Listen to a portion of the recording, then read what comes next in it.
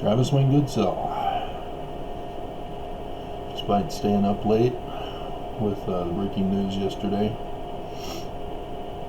I'm still up before my run. Conference.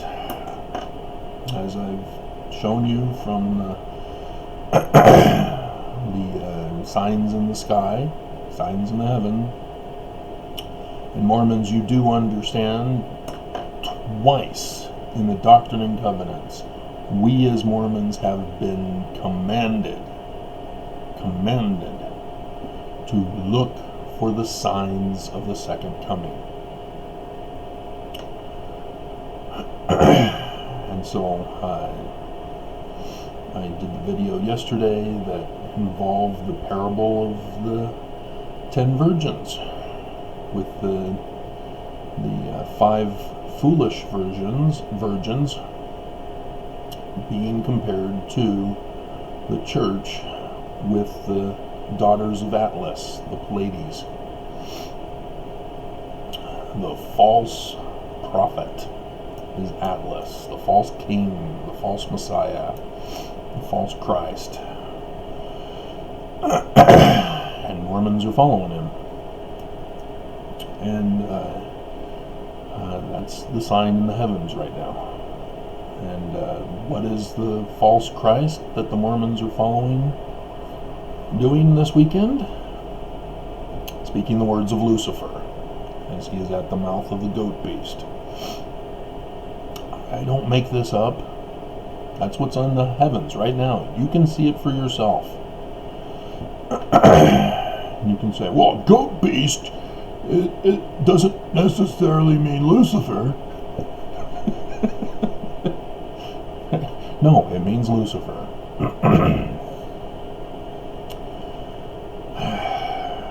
So, Mormons, the churches confessed in their gospel topic essays to having lied to us, to having deceived us, purposely deceived us in regards to church history. And it's because they don't know. I did the video where I gave the hypothetical example that a person gets arrested, he keeps supplying the police with false information because they didn't have anything to do with it. And so in the church, Brigham Young and Heber C. Kimball had nothing to do with the founding of the church. Brigham and Heber were infiltrators. They were brought in later through missionary efforts, and they rose to power, and they had Joseph murdered to take over the whole church for those who they extorted to come with them to Utah, in violation of Jesus Christ's warning. If someone claims that Jesus is in the desert, don't follow him. I don't make this up. It's right there in the latter days section of Matthew 24. And so this is why the church, the prophets, have not specifically warned us. They've not specifically prepared us. You know, if you go to the story of Joseph of Egypt, Pharaoh has a dream. He is given a prophecy that there will be 7 years of famine. And Joseph interprets the dream and says, hey, Pharaoh, I know how we can avert this calamity that is coming in the future. During the 7 prosperous years, we'll take the excess and we'll put them in storage bins, bishop storehouses. And so when the 7 years of famine occur, we will have plenty to give to the people. And then they sell it, technically,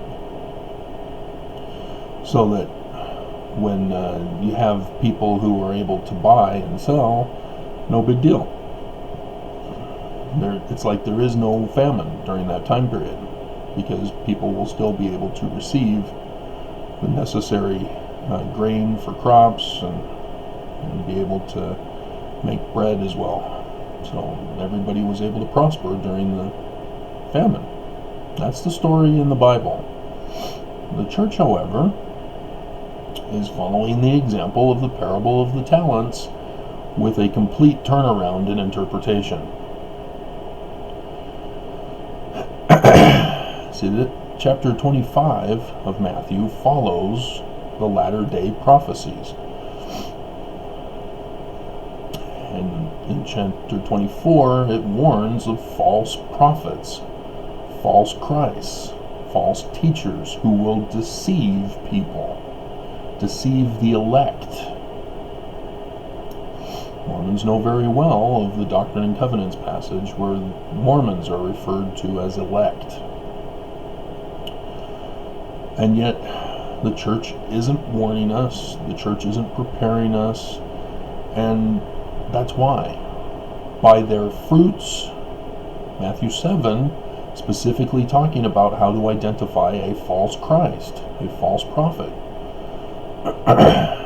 They are telling us all sorts of things, but they're not specific. And Mormons, I'm appalled as I scan other Mormons' channels and see how they think that Nelson prophesied about all this. Are you kidding me? Where did he say we're going to have a virus and we need to be prepared as a medical doctor? Oh, he said, be prepared because it's going to be a wild ride? He doesn't say that, but he says, be prepared for the coming days or the next year, following year. He was referring to the transformation of the church. He had nothing to do with, there's trouble coming, Mormons. You're going to get fired from your jobs. You're going to have to be quarantined at home, and you're going to need somehow to get food. Does he warn about that? No. Does he prepare for that? No. They shut down the bishop storehouses during this time of crisis. It's like Joseph telling Pharaoh, hey, let's do this bishop storehouse thing. They do it, and then when the famine hits, Pharaoh then says, nope, we're hoarding all this food, all this grain. We're not given to any of you. And Pharaoh lives his rich life as the rest of the world suffers and dies. That's exactly the parallel that we're looking at here. And so the Mormons, or the leadership, is leading by the bad examples in the Book of Mormon. They don't care about us. They aren't teaching correct principles. They're teaching faith and faith alone. They're not teaching that faith without fruit is dead. Because if they did, they would be exposed. Because their fruit is corrupt. It's poisonous. It's spoiled. It's dead. They're committing crimes. They abandoned the Boy Scouts after setting up the Boy Scouts with pedophilia. And now the Boy Scouts are out of business. They declared bankruptcy. So I guess they'll stay in business, but all those boys who were victims of sexual abuse by the church are out of luck. They got screwed again. And so with the church, they're stealing our money. That's what they do with tithing. That's what they do with fast offerings. You know, fast offerings is supposed to go to Welfare Square to help the poor and the needy. And yet they're storing it. They're taking a portion out of fast offerings and tithing and education and businesses, and they're putting it all in investments. They've got trillions of dollars, guys. Trillions. Not 100 billion from just the tithing. They've got many, many more that they invest from. And so the church is pure evil. They are the great and abominable church. They are the kingdom of Noah. They are the rich Zoramites. They are the Antichrist. They are the Gadianton robbers. They're following every bad example in the Book of Mormon.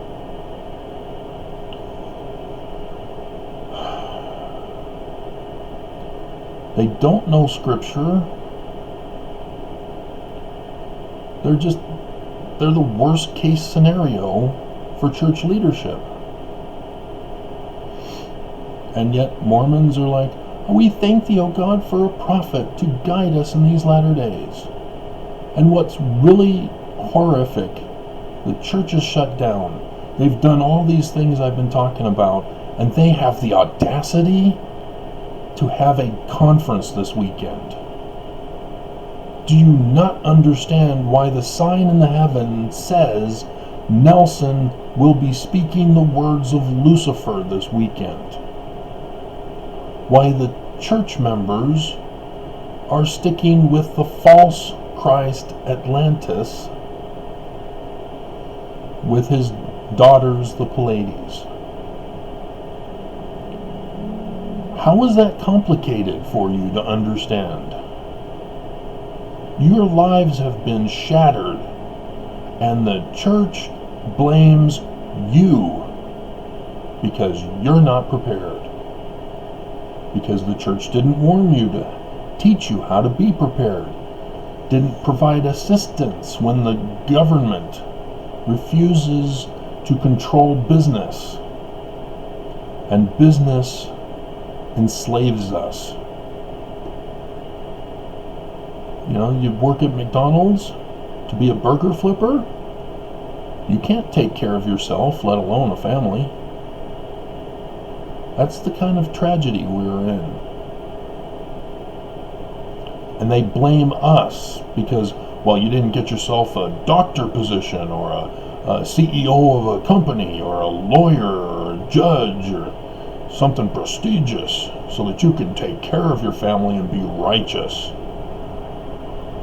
Have you forgotten the Zoramite story?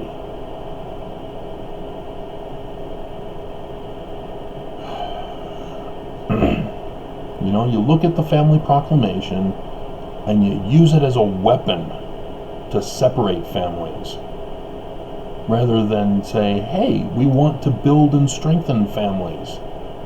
Life elevated. It's not life elevated, it's lives destroyed. That's the reality in Utah. That's the reality in the Zion of the Brighamite Church. We know them by their fruits. And Mormons continue to hate me, to blame me, to want me silenced, to want me punished, to want me tortured, to want me dead. That's why I had to sue the church. Is because Mormonism will not let me go. When I found out the truth, they won't let me go. When I deciphered Paleo-Hebrew and moved to Utah, they immediately put me on their troublemaker list. They blacklisted me. The church blacklisted me. And so over the years, the church's torture, abuse, neglect,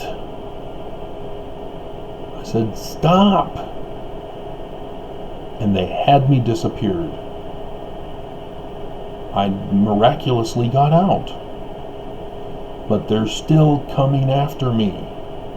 They will not let me go. They will not grant me freedom, life, liberty, property. They can't do it. They won't do it. This is what you're facing, is an abomination that has the audacity to claim they are speaking the words of God this weekend. Now, I'll be watching and recording so that Russ can get a copy of it. He's one of the deceived elect. And of course, if there's any breaking news of the atrocities that they're planning, that they try to hide within their words, I will expose them and do a video on it.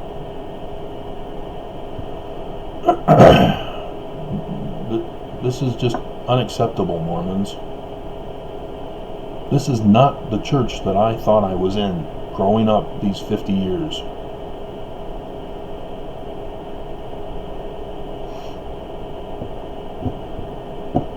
It's not the church.